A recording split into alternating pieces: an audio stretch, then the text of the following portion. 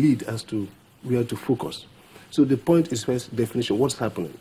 Is this just a question of ecological dislocation, people, migration because of climatic changes, one part of it?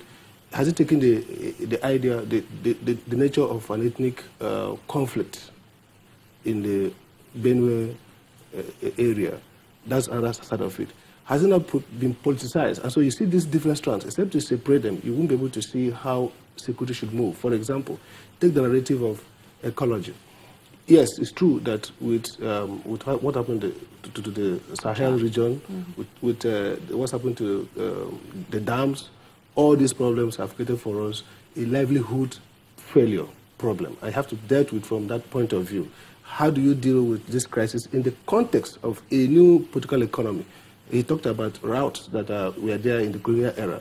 But today, with right of property, the government cannot easily designate people's land as travel routes for cattle. But that creates a new problem. It creates about modernizing agriculture. It creates about mapping this business within the context of a new legal system. We fail to do that. Now take about ethnic conflict going on around at the same time. That creates a problem of social trust. Do you trust the military operators? Do you trust the military high command? And we see some of these statements creates a deficit of social trust, and that's the beginning of the problem. No successful military operation or security operation within this kind of close conflict can be successful, except there's a sense in which the two parties have confidence in the authorization of the security force.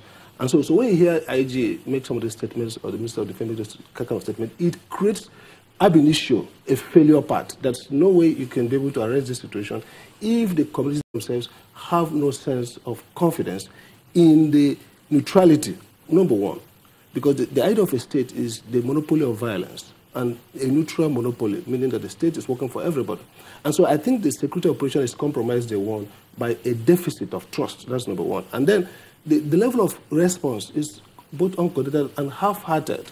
When you hear, for example, the president say that the IG ought to have been here and went somewhere else, and there are no serious internal upheaval, even a sack, for example, it creates a sense of condonement, and that signals to people that perhaps the authorities are not taking this conflict seriously, even though they may, or they are saying they take. But so there's a lot of failure, half-hearted responses, and basically a sense of loss of trust, which is basic in this kind of conflict. Dr. Amadi, you've touched on some of the internal factors, but we know that externally right now, we've seen a series of moves, which is potentially giving a sign of what's really going on. We've seen in neighboring Niger, just last month, the United States government announced the establishment of a new drone base with its latest drone reconnaissance aircraft. We've seen even in Ghana, a major military buildup, the U.S. military forces going into Ghana, training the Ghanaian military. It's very, very clear that there is a regional extremist threat. And I want to ask you, if we have this kind of miscommunication, this kind of, these deficits you referred to, lack of punishment for incompetence, or whatever the case may be within our own system, are we going to be able to live up to our role regionally to ensure that the threat is stopped regionally even before it gets to the national perspective? I think that's an interesting question. First, if you look at Ghana's solution, Ghana has been very clear and decisive in dealing with this matter. Even at the point the IG had to issue the police chief, they had to issue a strong statement that led to some kind of, pushback. Now, when I was in Foreign Affairs advisor to the minister, AFRICOM, which was the U.S. African Command, was then touted as, because of course the Americans knew that the architecture of terror shows that the Sahel and West African region will be a major focused area. So they wanted to put an African command in Africa. And so what you see is, first, there is element of terrorism, which is global. We see the ISIS West Africa and the operations and their collaboration with Boko Haram. And then this fits, by the way, from a human point of view, these are people who intermingle.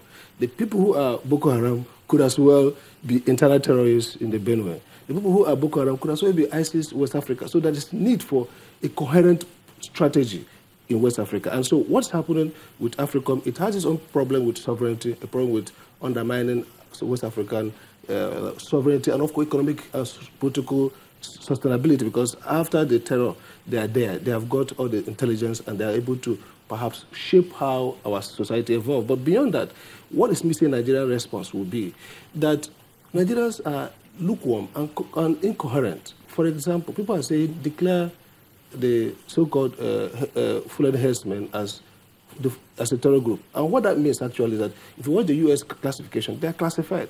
They're not classified. So classification creates different policy response. If you classify a group as terror group, for example, it has implication for socioeconomic, it has implication for movement and protocols the government can accord to them. So first is that we have to first define this thing. What are we dealing with? It is true that the herdsmen that we know are not this kind of people. But it's also true that there's not a mutation, perhaps, or some people are actually leveraging or procuring a service of terror groups, masking as if they are herdsmen.